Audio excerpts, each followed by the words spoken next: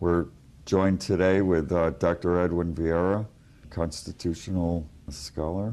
We're going to talk today about how Edwin got into some of his current topics on constitutional issues. Most recently, say the last few years.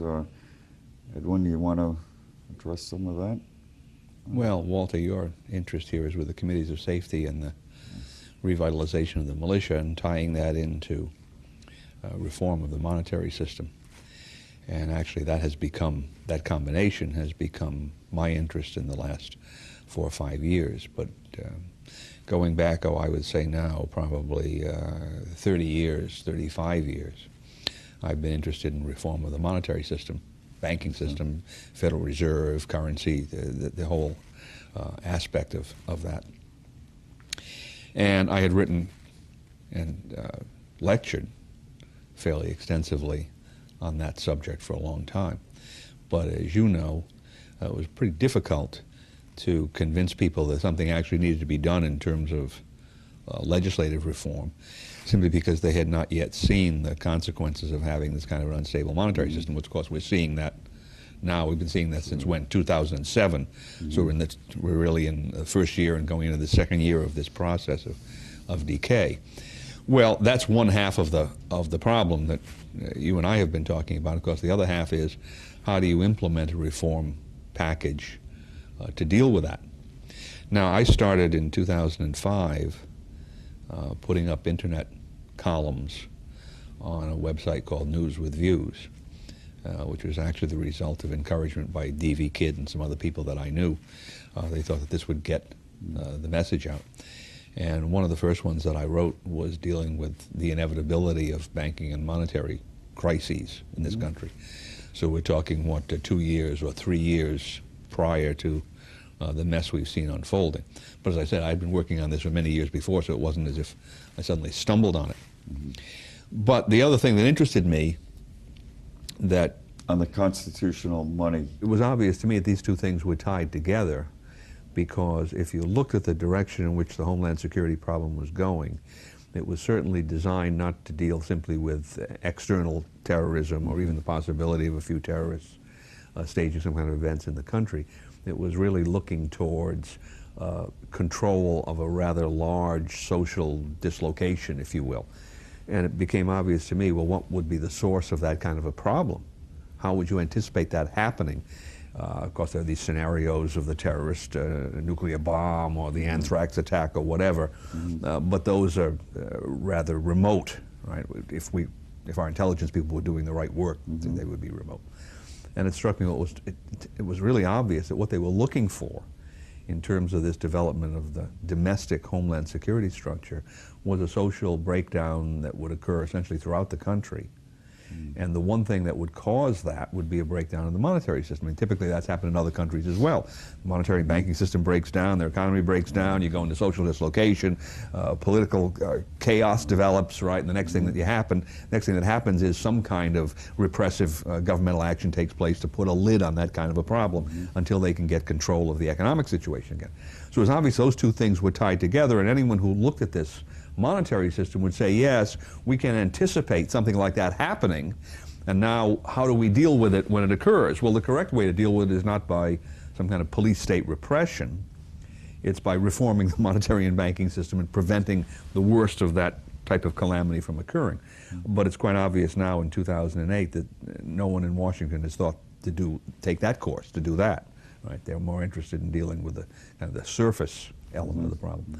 So the question then came to my mind, well, now how do you tie these two together?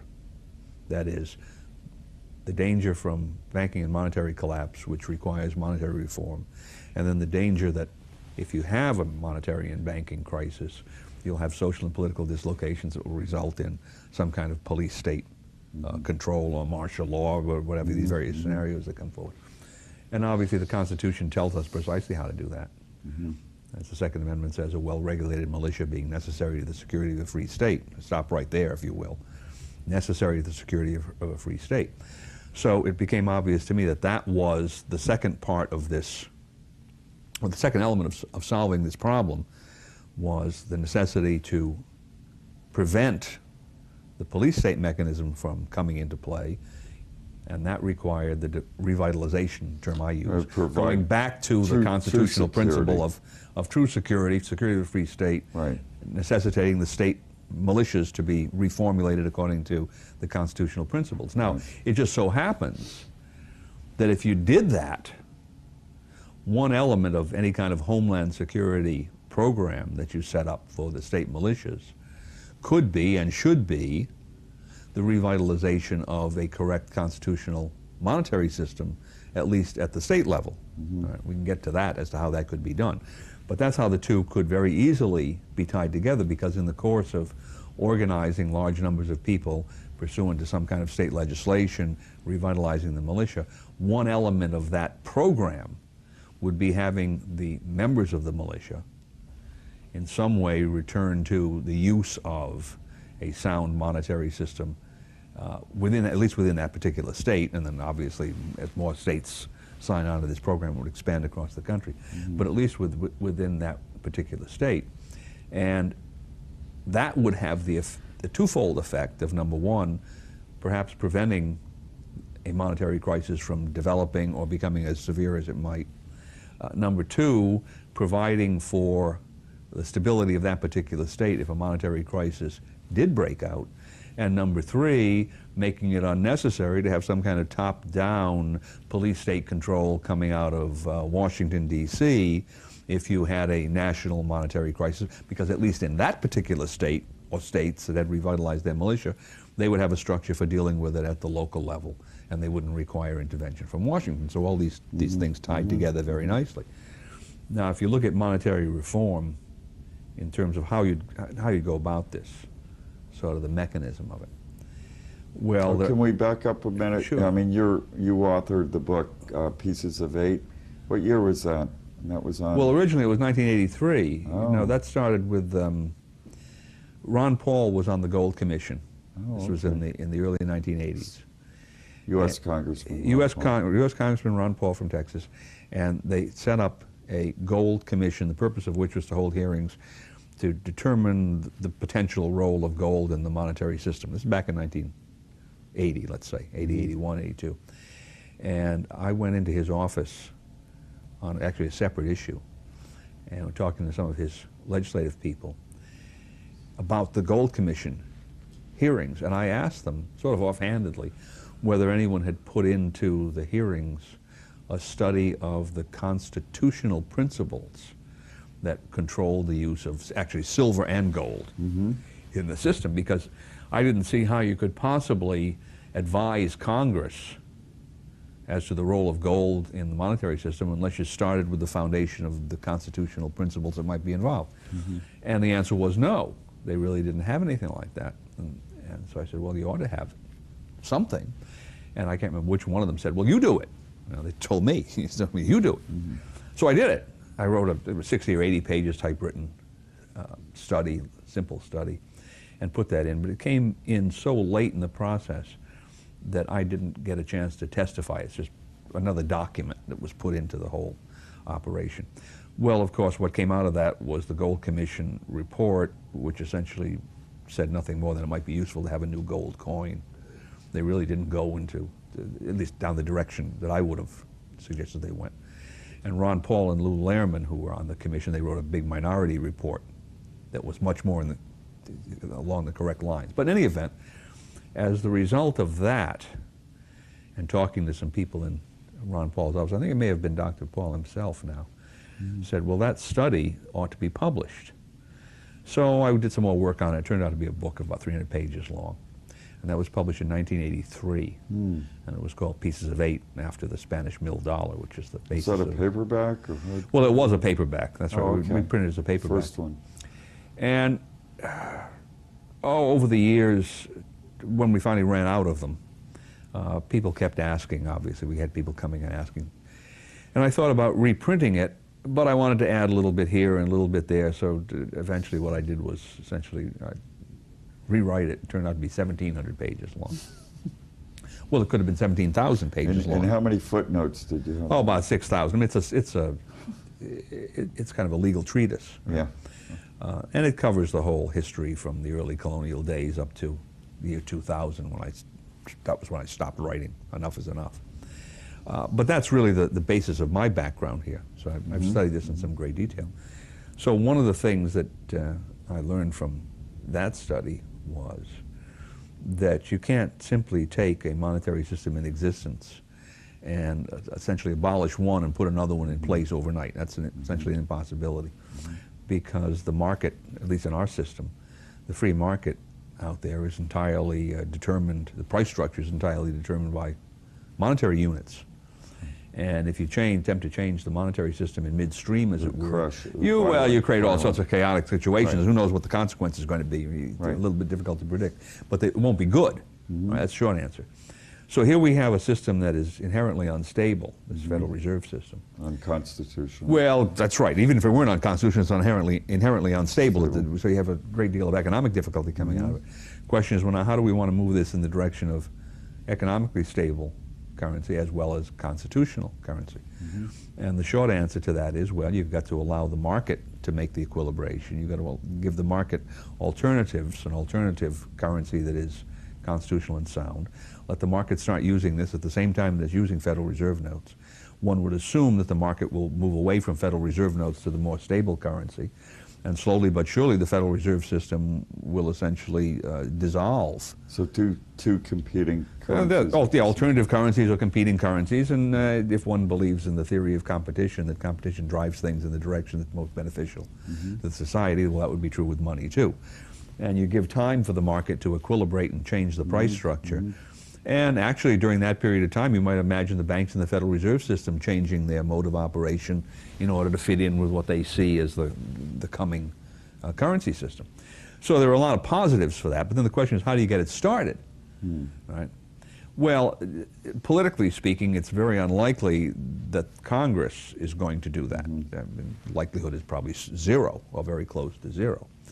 That would be a nice way to have it happen, because then you'd have the federal government, which has a huge throughput of money in taxation and spending.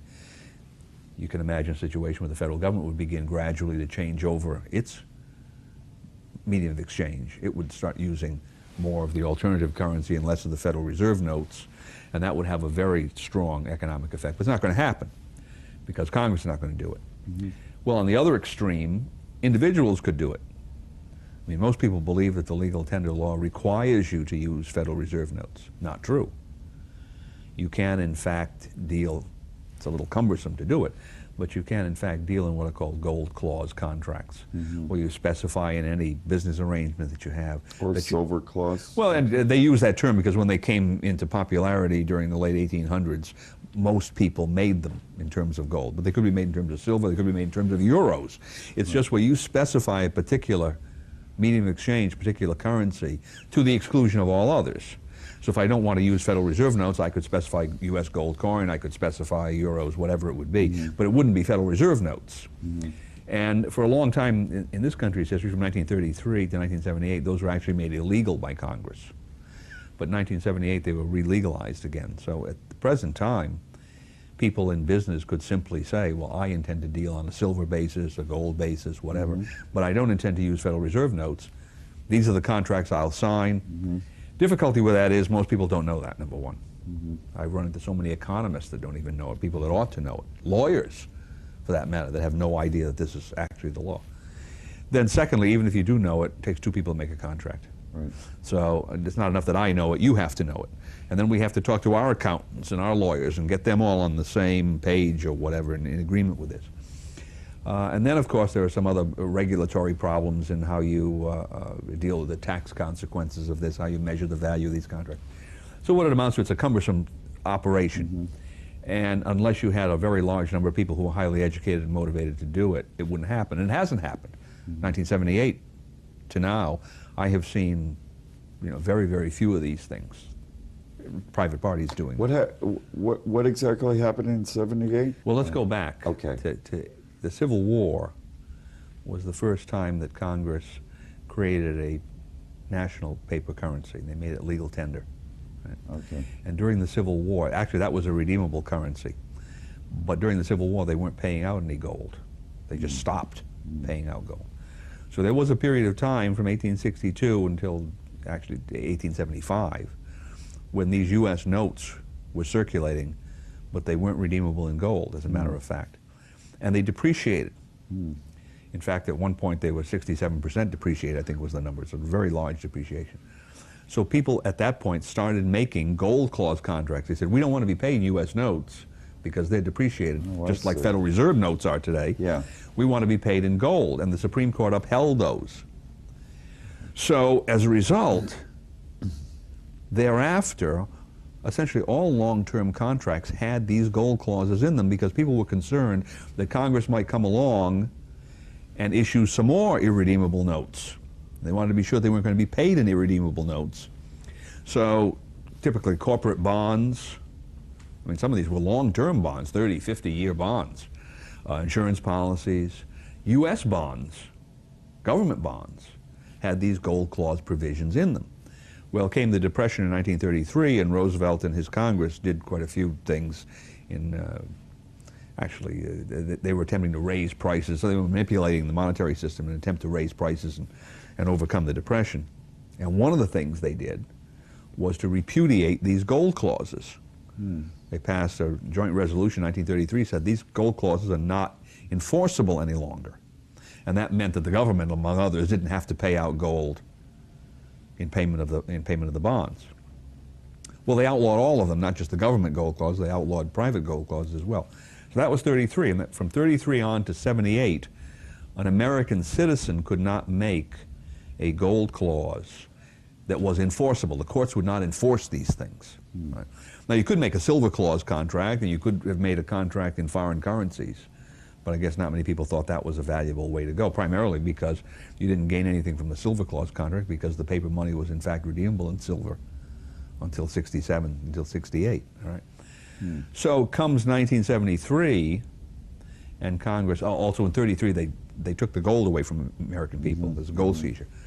So it was illegal to own gold from 33, and it was ineffective to make gold clause contracts. They weren't enforceable. 73, they re-legalized. Because we didn't have it. The people didn't have the gold. They confiscated it, right?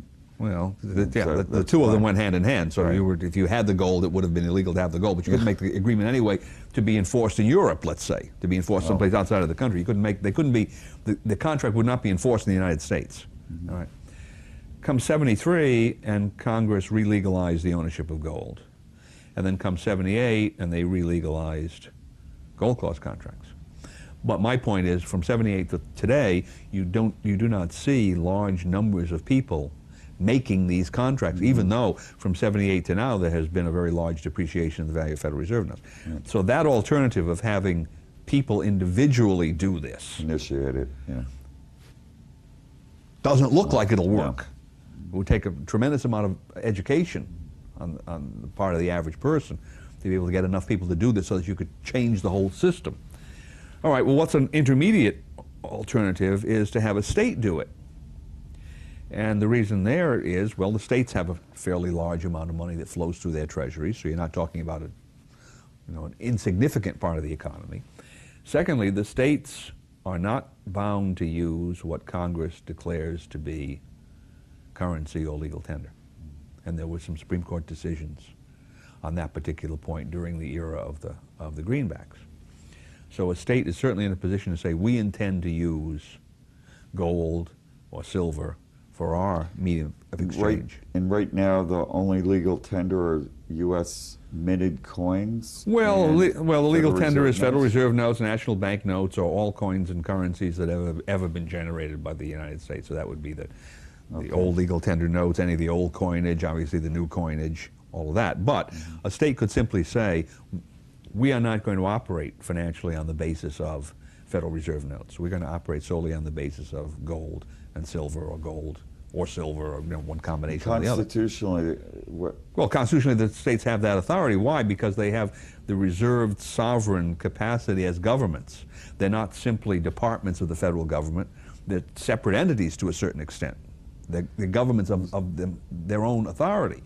And the Supreme Court said, well, given that relationship to the federal government, any of their governmental operations that are conducted in money, and essentially all of them are, are governmental functions, and for that purpose, the states can choose their own media of exchange. All right, so that's already been decided. Therefore, one could set up a system whereby a state goes onto a gold basis or a silver basis or a gold and silver basis.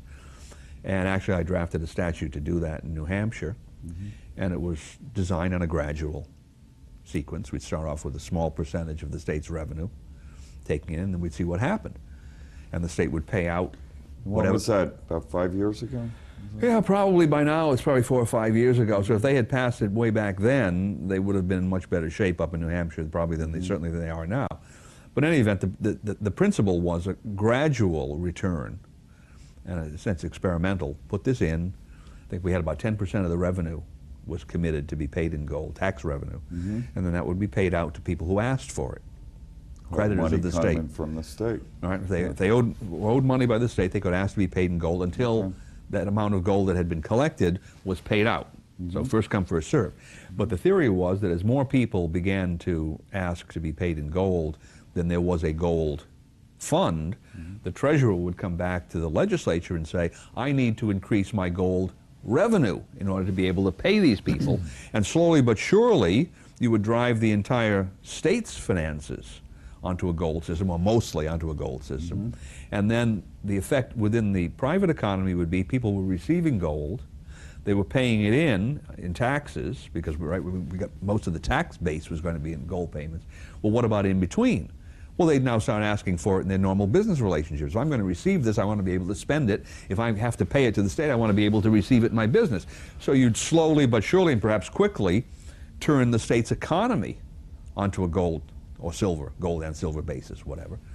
And then, of course, the state is dealing with other states, or people in that state are dealing with other states, so that would have an effect on those other states. They'd begin to look at this and say, well, maybe it would advantage us to deal in gold and silver. Because it's stable. Because it's more stable. And, inflation-proof. And whatever state had this kind of an economy would be a magnet for capital, because capital would come into that state because it had the one sound currency in the entire country. So it would actually be like an economic renaissance for that particular state. And the idea, the next level of the idea was, well, when this state demonstrated how it could be done, other states would follow, and slowly but surely it would spread across the country, and lo and behold, you'd wake up one day and the Federal Reserve System, for all intents and purposes, would be irrelevant. The only entity dealing with it would be Congress, right? And then Congress would be forced by that situation to reform the monetary system because the rest of the country had walked away from the Federal Reserve System. All right. Well, we had a problem in New Hampshire. New Hampshire had a problem. I should say I had a problem. New Hampshire had a problem because that bill never really went very far. Internal politics in the legislature, obviously. So I know now that that New Hampshire, I think, is coming up with a return of that bill. I think they're doing something in Indiana. I've heard they're doing something in Oklahoma. There are some people in California that are interested in promoting this. So the idea is getting out there, and I would hope at some point in some state it will catch on and they'll get it enacted, or at least they'll give it a good hearing in a legislature. It'll get some media play and people can begin to look at that. But we move a step back from that because, of course, that bill requires in the long run that, once again, a lot of people in the economy of the state and the private economy of the state begin to take this action on their own. All right? The state is collecting, the state is paying, but then we're hoping that the reform will take place through private initiative. And so we're once again back to that question of how long does it take to convince a lot of people in the private sector this is a good idea to follow up on. So the next level was to tie in the militia revitalization. If you revitalize the militia in a particular state, and what I mean by that is you pass a statute that organizes the militia according to constitutional principles, and in the long run, it essentially brings every adult in the state into this organization in one way or the other. Everybody has some kind of function. And you could very easily say, well, one aspect of the Homeland Security role of the militia in the state, and generally what would that be? Well, you think about dealing with natural disasters, you think about dealing with terrorism, you think about dealing with crime control, you think about dealing with border control. Well, you have a whole sort of laundry list of things that traditionally militia structures were delegated the responsibility to deal with. But here's a new one, in a sense, economic instability. or the reverse of that, trying to create a foundation for economic stability. Now, we never really had that problem to the extent we have now, because we've never had a Federal Reserve system that has gone to the extent this one has in creating these huge financial bubbles. Well, now we're facing it. So here you have a possibility of taking this structure, which would bring in very large numbers of citizens, and you say, one aspect of your militia duty is to yourself begin to deal in gold and silver. So let's say you're a businessman, you're a member of the militia, and one of your duties is to begin to set a dual price structure. Easy enough to do. You just have to sit down with your pricing people and your accountant, and here's how we're going to work it out, how we're going to post these prices, and then how people are going to pay in gold and silver. And there are plenty of good mechanisms out there even for dealing with that electronically. You don't even have to use coinage anymore. It can all be done electronically now. So within the militia structure, you begin to do this reform, but it's mandatory now. Everyone who is a member of the militia, and that's essentially everyone who is a businessman, is required to set up this dual series of prices. You may not be required to use gold and silver to buy your toothpaste, but at a certain point in time, someone is going to come to the conclusion that it is to your benefit to do that. And people are going to start doing that because they've been given the alternative. See, they don't have the alternative now, Walter. That's the problem. Right. You walk in any store, you're not going to see a silver price. Or you walk in a grocery store, I guess you would never see a gold price in a grocery store. When you walk into an auto dealership, you're not going to see a gold price versus the Federal Reserve price. So you really don't have the ability to do it unless you talk to the businessman and say, would you make a gold clause contract The with me? merchants don't have anywhere to place once they take in the Well, they gold don't or know. silver. There are these places, there are these mechanisms they can use, but they're not aware of it. Right. So the whole point was, from the revitalization of the militia as the mechanism for doing this, now those people are going to be educated as part of their activity in the militia. Right? They're going to be told, here's how you do it. And then step number two, if you're the businessman, do it. Now, it may cost you a little, small amount to make these changes, but that's part of your duty in the Homeland Security area. And if you're a militia man or woman, you would have, a lot of them are contractors or subcontractors. They can do those silver and gold clause. Well, that's exactly right. So, in the first place, you educate them, because now you have them in a system in which they're on a regular basis going for some kind of training. You educate them, which was problem number one, because people don't know about this. And then number two, you get the ones who are in a position to make the alternative system, set up the alternative system. You mandate that they do it. And there it is.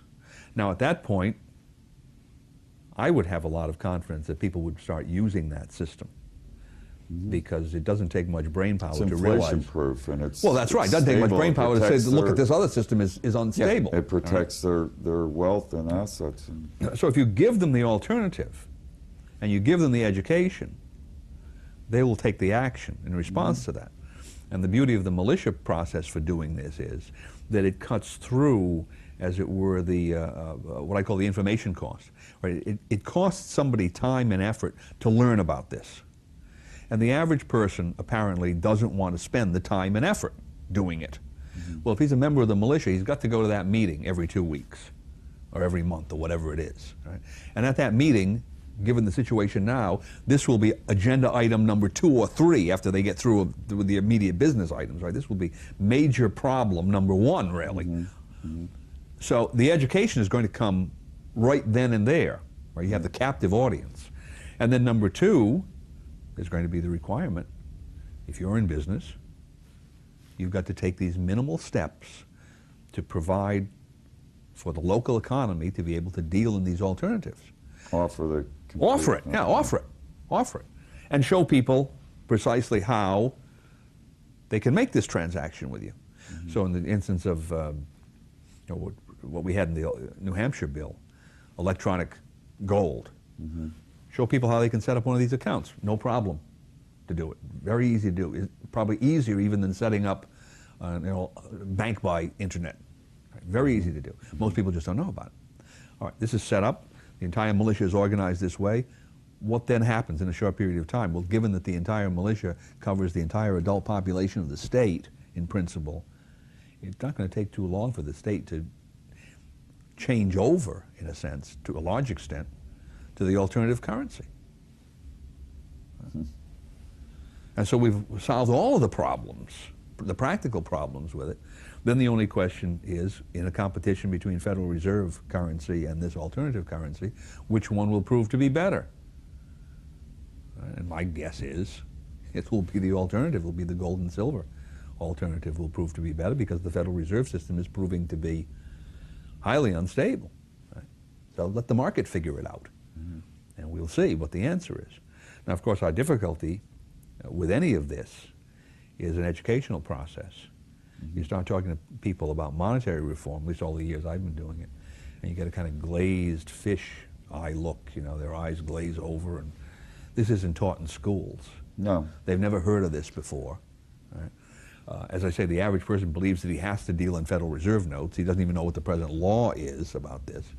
He probably doesn't know enough about economics to really understand what we're talking about here in terms of transition from one monetary system to another. Right, and unlike places, people that haven't traveled to Europe years ago when they had different currencies, you know, they're used to well, they did this in thinking in two different currencies or three. They did this in Europe. We in America always had just one, and it's... Well, we didn't. You see, we had that period of time from 1862 to 1933. Well, but no, all right, but that's right. And people have lost. Those people are all dead. Yeah. Right. And most people are not taught in school any of that history. Right. Whether it's constitutional history or economic history or whatever, or just plain history, they haven't been taught that. So that's lost information. Now, the Europeans had exactly this alternative currency process when they shifted over from the national currencies to the euro.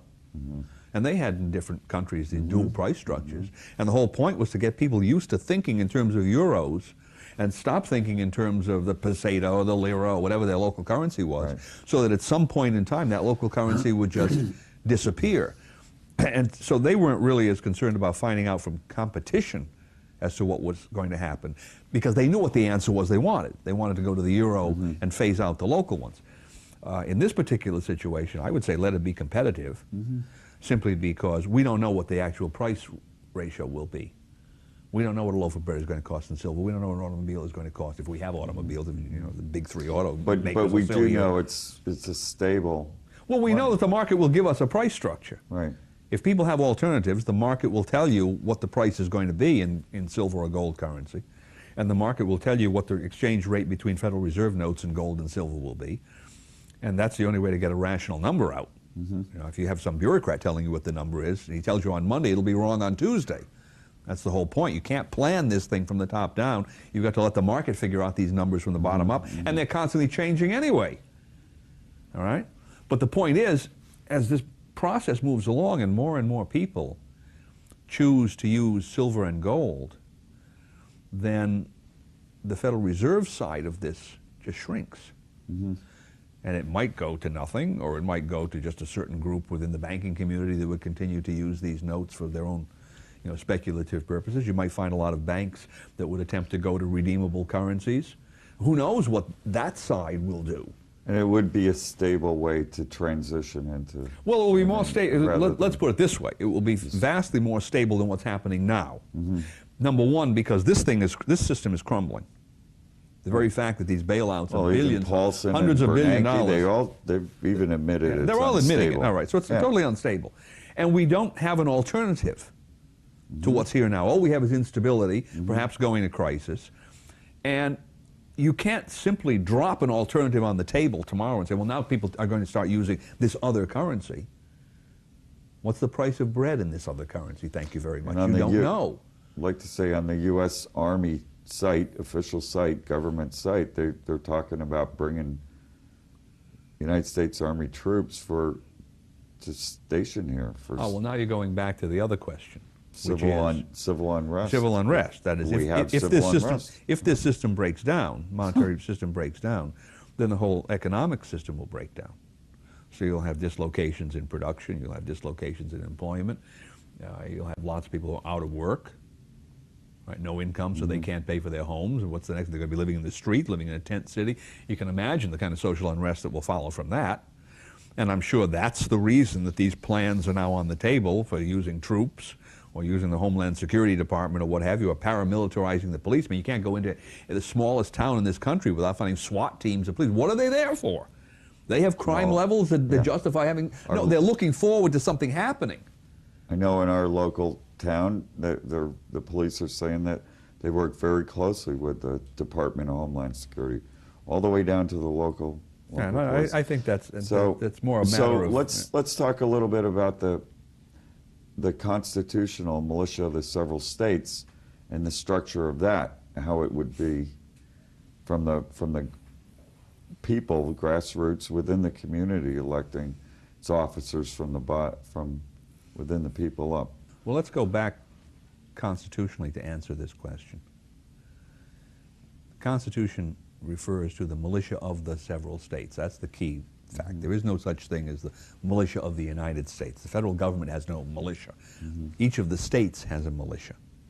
Now, Congress is given authority to organize, arm, and discipline the militia so that there will be uniformity to a certain extent. Because obviously, if you have a national government, you don't want each state militia, which may be called out to perform certain kinds of functions, to be showing up with different kinds of equipment, different kinds of training, and so forth and so on, that would perhaps not be compatible.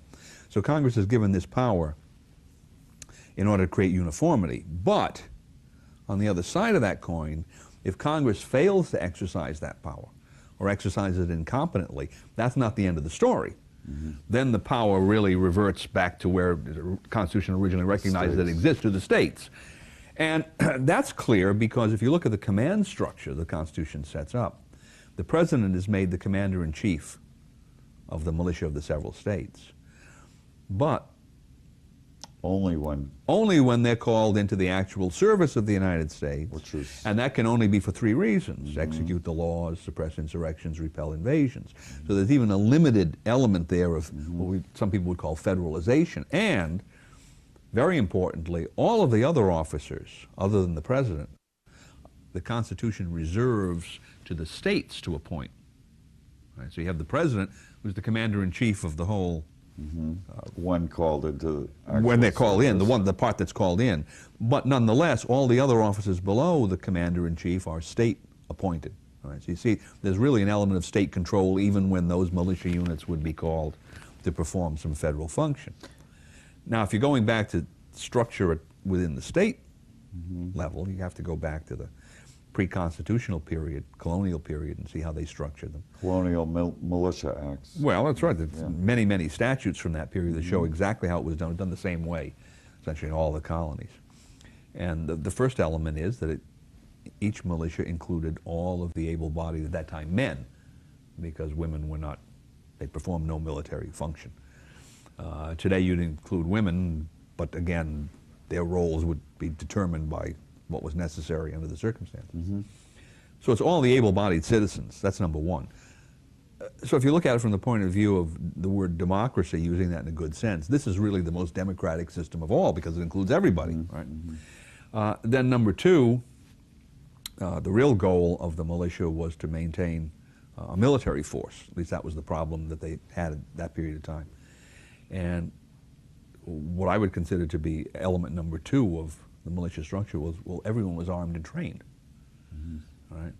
So there really wasn't a dichotomy between the people and what we would call the police today. The people were the police, fundamentally. All right? You didn't have this concept that there was some group in society that was entitled to be armed and exercise police powers, but everybody else wasn't. Right? Gun control, if you will, in those days was everybody had a gun. And everybody had to be trained in the use of this gun, and everybody had to be ready to be called out to perform these, what we call Homeland Security functions, at a moment's notice. So not only would you have a more democratic structure, but it would be a structure in which various kinds of police oppression or political corruption couldn't occur, because all of that power would be in the hands of the people themselves, and it's a little difficult to imagine the people themselves are going to oppress themselves, right? Or engage in brutality against themselves, or engage in violations of civil rights against themselves, right? So you eliminate all of those problems. Now the structure, did they also elect their officers from within their community? Typically that's what happened, right? At the local level, the company, the militia company, they would elect their own officers, and then often those lists of officers would go up to the governor's office, because the governor was typically the commander-in-chief. Remember, in the colonial period, the governor was the stand-in for the king. Right. And the The king was royal the commander-in-chief, was the governor. royal governor, right? So Right. that's the way it worked then. And it would go to the governor, and the governor would have a power to disapprove these people. And then what he might find is the same people would get elected, or their brothers would be elected. Because typically the people who would be elected in the local area were the prominent citizens. They were the ones who had the confidence of the rest of those folks. Mm-hmm. So you'd see that that election process would really not result in incompetent individuals. So anyway, being it broke, though, the colonial militia. The royal governors left, most of them. I know Connecticut was an exception. That's the next step. All right, that's first if you go commander-in-chief. If you of go that historically, colonial that's militia. right. If you go historically, at the time of the Declaration of Independence, many of the governors remained loyal to England, remained loyal to the king. Mm-hmm. So the colonial assemblies were made up of the patriots, became the governing bodies in these colonies. Connecticut was an example where the governor happened to be a patriot, so it didn't occur there, but Massachusetts and other places, the colonial assembly now had total responsibility. So one of the things that they created was the Committee of Safety in the colonial legislature. Mm-hmm. And the Committee of Safety was a smaller group, didn't include everybody in the legislature, but it was made up of legislators. And that committee was given the responsibility essentially to act as an executive to regulate, control the militia of that newly independent colony. That was their function. Mm-hmm. Okay.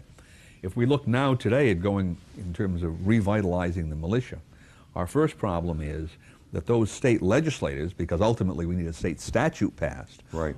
Because all of these militia structures in the colonial period were the result of statutes. They didn't happen spontaneously.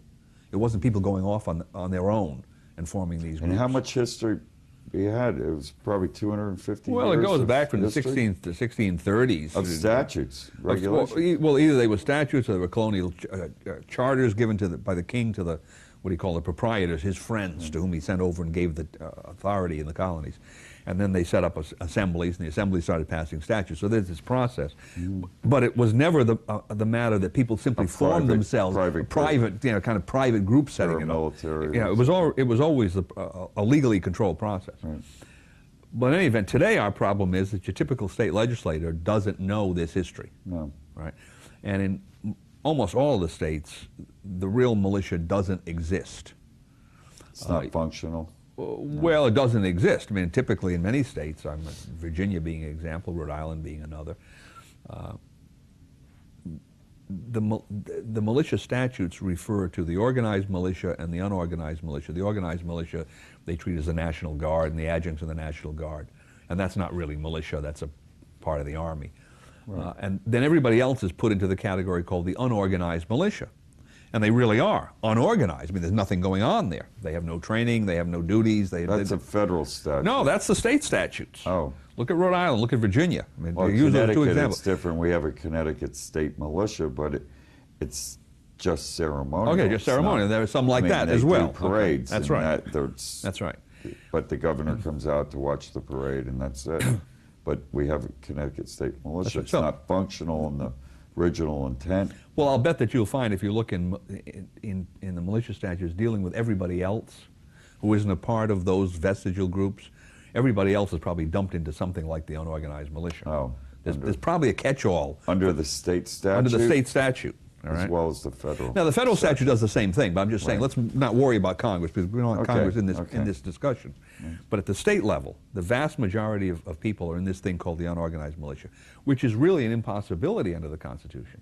There was never an unorganized militia in the colonial period. Right. They organized everybody. Yeah. In fact, in some colonies where they had states, they even allowed the slaves to participate in some way. In the slave states, right? They organized everybody. So to say that an unorganized militia can exist is really to say that no militia exists, and the Constitution doesn't recognize that.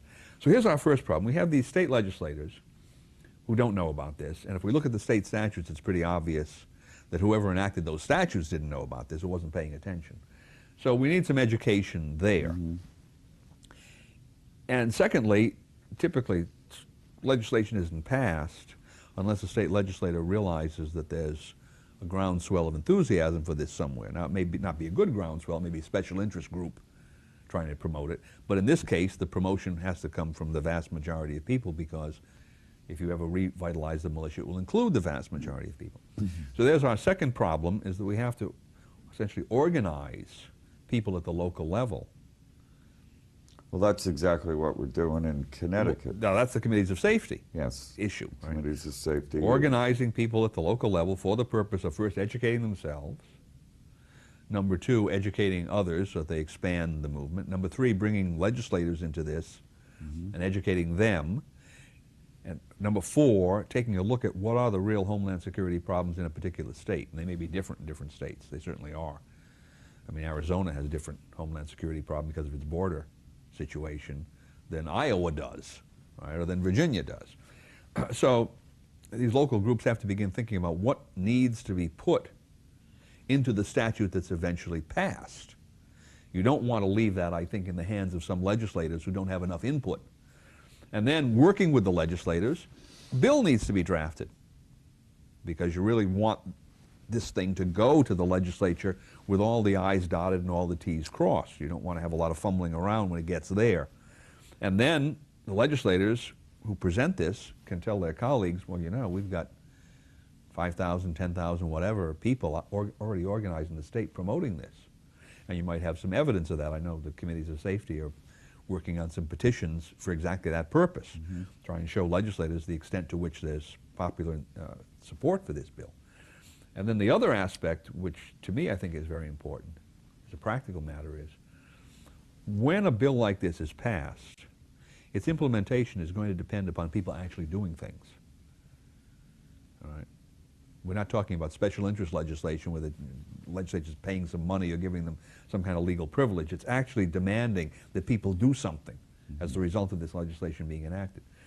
So the kind of organization that committees of safety are doing, and that I have been advocating people do, is not only to work with the legislators to get the statute drafted and to have it passed, but to be able to tell these legislators that we, the organized citizens groups, have lined up some number of individuals who will volunteer, typically, to participate in this program to get it off the ground. So it's not a pie-in-the-sky situation, or it's not a statute that's passed but never gets implemented because no one is interested in performing. And that's what our petitions will ask. That's right. So they're willing to participate. That's right, willing to participate. Volunteer. There may be many people who think it's a good idea, but for one reason or another they can't participate. That's fine too, because I don't think that we need to have participation today at the same level they had in the colonial period. They had everyone actually participating because they had very few people relative to the problems they had. We have a huge number of people. So we probably don't need, except in a formal sense, I mean, the statute should say that everyone has this duty, but then it could give very generous exemptions and then let a lot of people out of the process, because we don't need to have as many bodies doing the job. But we need to have enough. There has to be some critical level of people functioning when this starts to prove that it will work. And I think that's one of the keys to organizing. And also, like you were saying before, if you tied it in with the monetary, we want enough to be able to inject it into the states and get that pump Well, that's primed. right. And that's one way that you show that it would work. Right? Because here we have the crisis right now. Right. This is obviously a more immediate crisis than any of these scenarios that are drawn up about terrorism. So if we could deal with this one directly through this type of organization, it would certainly be proof that that malicious structure is not something that has only historical interest. I mean, obviously, it doesn't only have historical interest, but a lot of people will tell you that, oh, that was something that happened in the colonial period. You know, once the War of Independence was won, then it was no longer relevant. But what's fascinating about that is, if you look at the Constitution, what does it actually say? Well-regulated militia being necessary to the security of the free state. It's the only time the Constitution says that anything is necessary for any purpose whatsoever. Any of the governmental And it institutions. doesn't say the Army is necessary, it doesn't say the Navy is necessary, it doesn't say Congress is necessary, it doesn't say the Supreme Court is necessary, it doesn't say the President is necessary. The only thing it says is necessary is the militia. Why? Because the militia was composed of all of the people. And the belief at that time, which I think is validated by history, is that if the people themselves don't govern themselves and provide their own defense, their own homeland security, they will not end up with a free state. Someone else is going to control them. And when someone else controls the people, well, hypothesis is not a free state. It's, you can give other names to it, but it's not a free state. All right? So there you have that statement of the Constitution. And that's not just some kind of airy abstraction. That's really a directive coming out of the Constitution. You need this. You have to have this. All right? So in that sense, it's certainly not outdated.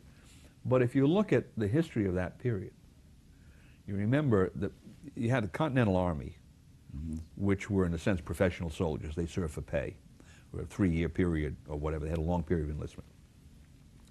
And Washington and most of his other generals were what I would call regular Army people. Washington had worked with he had been in the militia, Virginia militia, but he had been with the British Army, worked with the British Army. He was in Braddock's famous defeat, remember? Colonel. Braddock, right? Yeah. He went along on that expedition. Yeah. So Washington was one who didn't have a great deal of confidence in the militia. Why? Well, the militias showed up, they were sort of indifferently trained. They weren't trained as well as the Continentals, that was probably true.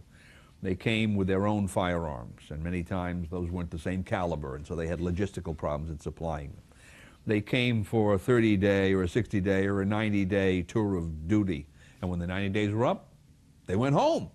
Continental troops didn't do that, so they were unreliable. Many of them didn't have bayonets. And in the fighting of those days, the bayonet charge was a very important part of their tactics. So the British regulars, who were very well practiced in this, had a terrific advantage against American militia.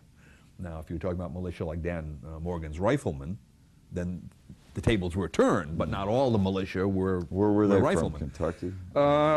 They were from, some from Pennsylvania, some from Kentucky, some of the Carolinas, all right? Saratoga was their big battle, and then they also fought in the Southern Campaign, which is what memorialized in that Mel Gibson movie, The Patriot, drawn from Francis Marion and that group. All right, so there's some historical connections there. But in any event, Washington and some of these other military leaders looked down on the militia. They said, "No, the militia really they're not effective."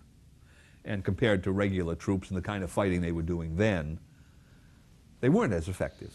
So one would have thought that when they wrote the Constitution, that the framers, people who met in the Constitutional Convention, would have left out the militia.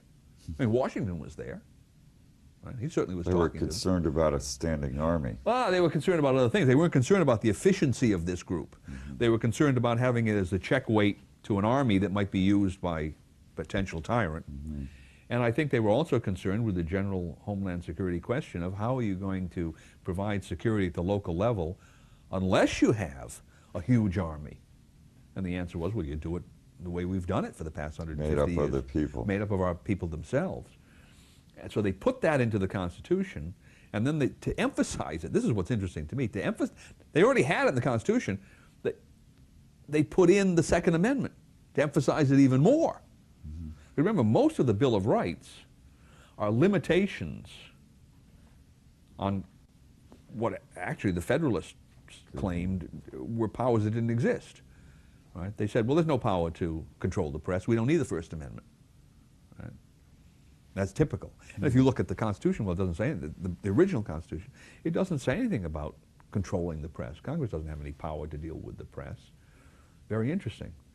All right, but the Second Amendment ties directly into the powers of Congress to organize, arm, and discipline the militia. And what that tells me, looking at those two together, Second Amendment saying, well, regulation is being necessary to the security of the free state, and then Congress having these powers to do it, is that Congress is required to do that. It's not a matter of congressional discretion, nothing they can kind of leave to the future to do. They're required to do it. Now, of course, they haven't done it. This is our problem. For a number of reasons, they haven't done it. And the states have not followed up on this. So now we find ourselves in a position where these crises are coming along, and I don't think the crisis of terrorism and so forth is the most important one. The monetary crisis is the most important one. The crisis is upon us. The structure isn't there to deal with it. And so what will happen? Well, one alternative is it'll be top-down control out of Washington. If nobody else does it, we're pretty darn sure that the people, the bureaucrats in Washington will try to grab power. The grid work. They're setting it up, right? They've already set this up, right? So they're already thinking about it. So if we want to maintain constitutional control over this, And if we want the right answer, because they're not going to give us out of Washington a return to sound money. They're going to give us some other kind of fiat currency. They're going to maintain the system that they now have.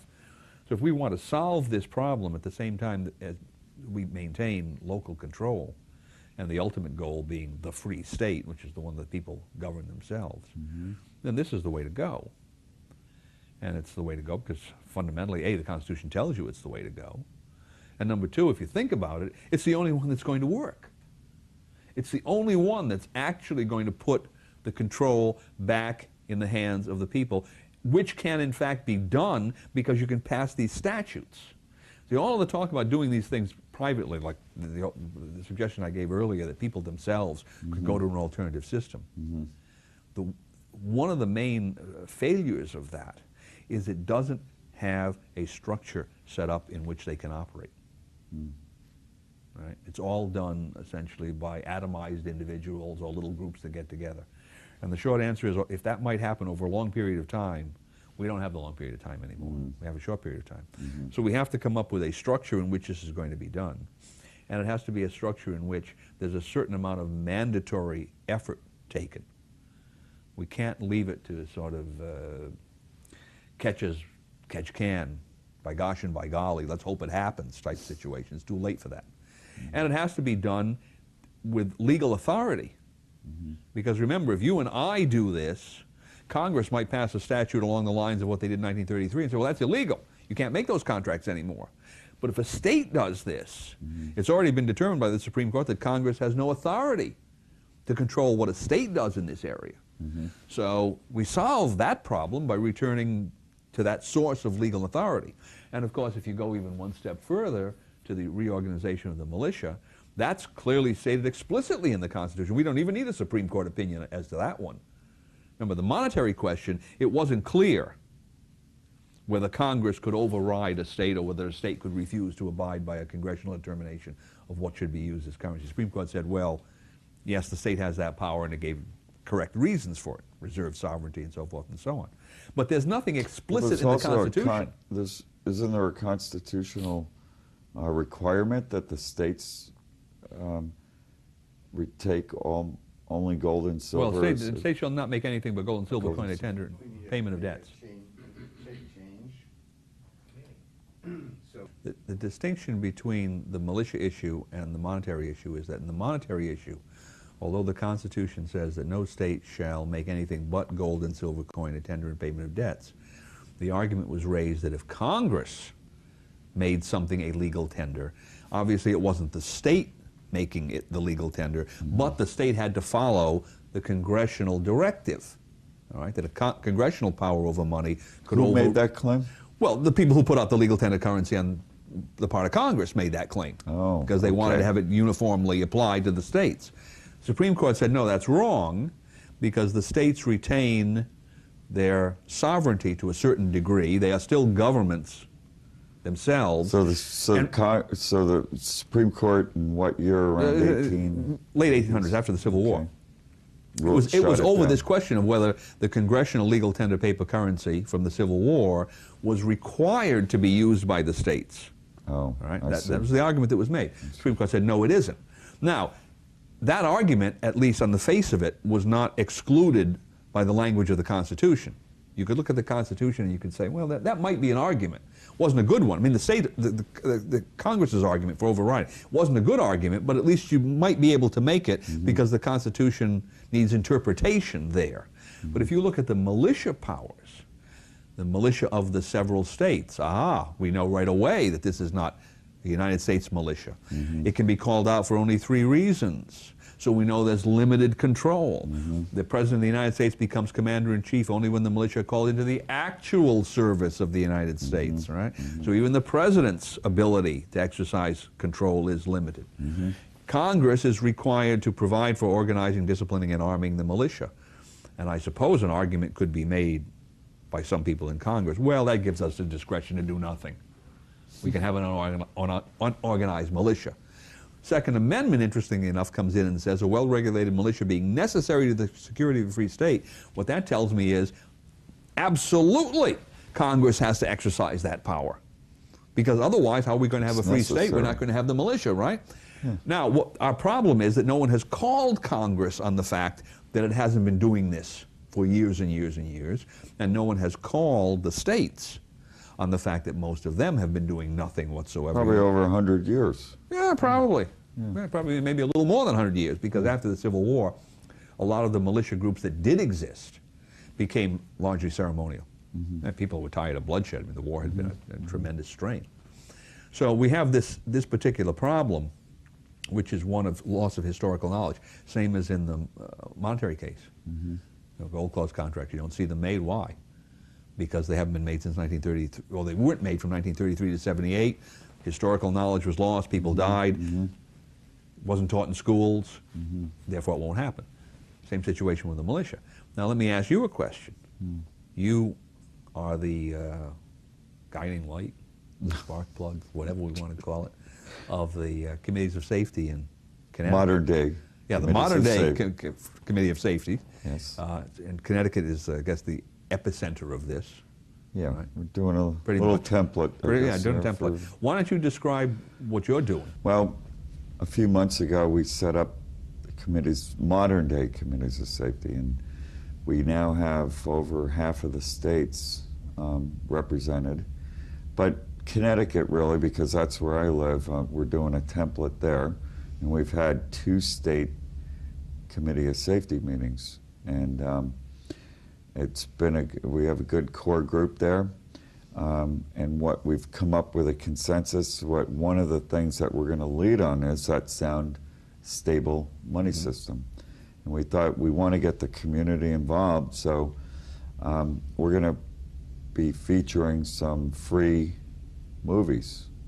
We've been holding it at the library, and we'll put some posters up around town. And matter of fact, you're featured in one of them with Congressman Ron Paul on Edward Griffin. Fiat Empire will be one of them we'll be running. I think Aaron Russo's is pretty good, but we'll run a few of these that deal educational with the monetary system, and what, because that's really what people are very concerned, we feel are very concerned with. I mean, I put up some posters just this past few days within my local merchants and everything, the prominent merchants within our community, and they were, and the theme of this Boston Tea Party this year is focusing on the sound money system, and they were very positive response from that. So it really has a real, I would say, good response anyway. People are interested in it. And we will address why once we have, it's needed, this stable money system, that next well, how are we going to also tie that in and inject it into the states in a large way? And what you proposed with the revitalization of the constitutional militia of the states is probably the most practical way. So I'm pretty happy about that. I think we're going to have a 3rd meeting coming up in January, and we'll hopefully the Boston Tea Party this year has really been kicked off. We're kicking off the committees of safety, sponsoring it this year. So we'll hope to get more members involved in more states. Now, I understand that one part of the program of the committees of safety that you think is important, and I think so too, is bringing state legislators into the committees as actual members of the committees, or at least bringing them into committee meetings so they can become educated about this subject. Could you describe that aspect of your activity? That's a really good point, and yes, and I've had some experience years ago when I lived in Hawaii, and how that personal contact with the state legislator, state senator, state representative, how important that is when you make that, instead of just sending a letter or just making a phone call. They don't put a face to that. But when you make that personal contact, it really, it matters a lot. And my town, my state representative for this lives right in my hometown.